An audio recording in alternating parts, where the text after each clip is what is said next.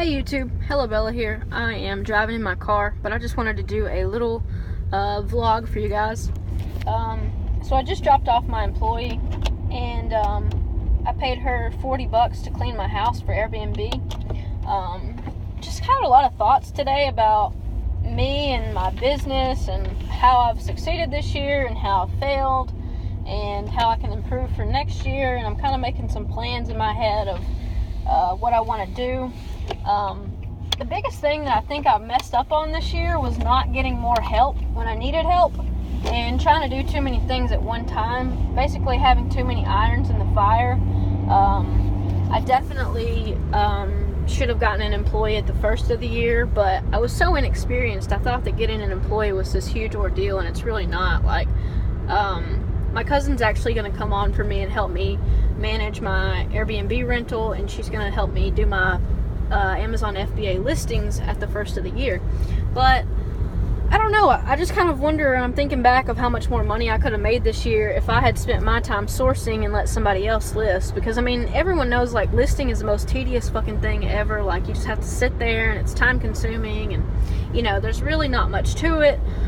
So I think that for 2018, one of my massive priorities needs to be finding a team for me to, you know, work more efficiently and to get more done. Because I mean, I do want to scale. I'm not saying I want to scale this to some kind of $1 million operation, which would be nice, but that's a lot of work. But I'm definitely realizing that I can't do it by myself. Especially today was like I'm a long day. I got up at like 8 o'clock and it's now fucking 6:41, and I've been working ever since. Like, I'm putting in more work than the average person who has a full-time job. And I mean, I guess most of you probably already know that's how it is when you run your own business. But I don't want to do this forever. I don't want to have to go to the thrift store forever, and I don't want to have to go sit and list books all day. Like, I'm so incredibly thankful that that's what I'm doing now, and that I'm doing it successfully, and that I've sort of cracked the code on stuff.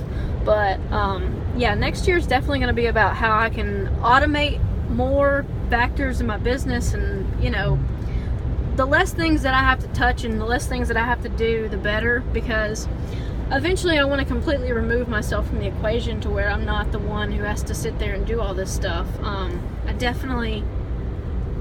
don't know, you're gonna get burnt out if you keep doing this. I mean, in the beginning it's very, very exciting because you're making money and you're making it for yourself, but eventually, you know, you kind of get to the point where you're like, oh my god, I have to get up again and get packages together. I have to go to the thrift store again. I have to, you know, source books again. Like, I want to do the parts of the business that are fun, and I want to leave the other parts to someone else.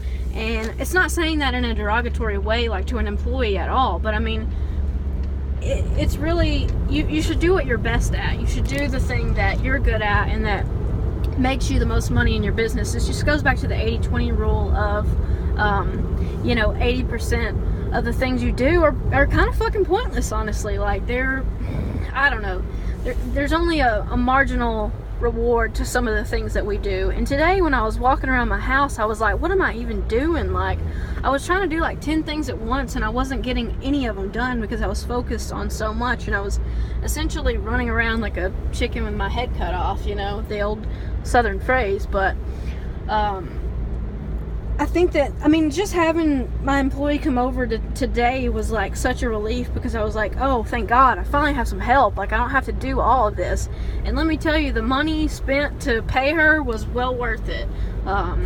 You know, any time that you can pay someone to do something that you don't like, I really think that you should just definitely just pay them, because I mean, it takes so much stress out of your life.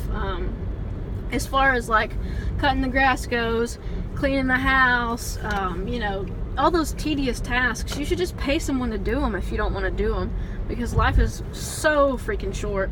And also, I mean, you do give back whenever you give someone a job. That's one of the most beautiful things about being an entrepreneur and a business owner, is that you have the ability to create a job. You made a job for yourself, and you're also making a job for other people. And that's essentially what keeps the economy going, is small business owners and massive corporations that give people jobs.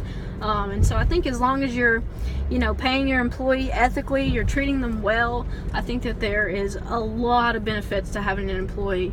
And one of the biggest things I think that I got lucky on is that my employee wants to learn and is like super smart, and you know, she's family, so it's not like I have to worry about anything in the business. I can trust her with everything. She's not going to go take my secrets and spill them to someone else. And if anything, you know, she's going to follow my footsteps, and maybe we could even collaborate on stuff later on.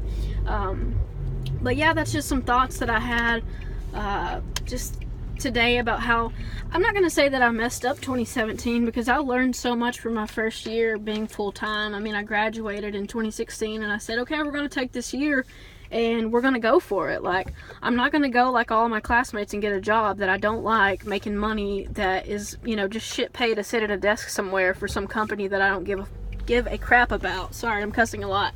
But I mean, I don't know. I'm sort of passionate about that, because life is just so short. You can't just sit there and work a job that you don't care about and that you're not invested in. Because, I mean, at the end of the day, a company does not care about you. They only care about themselves, you know?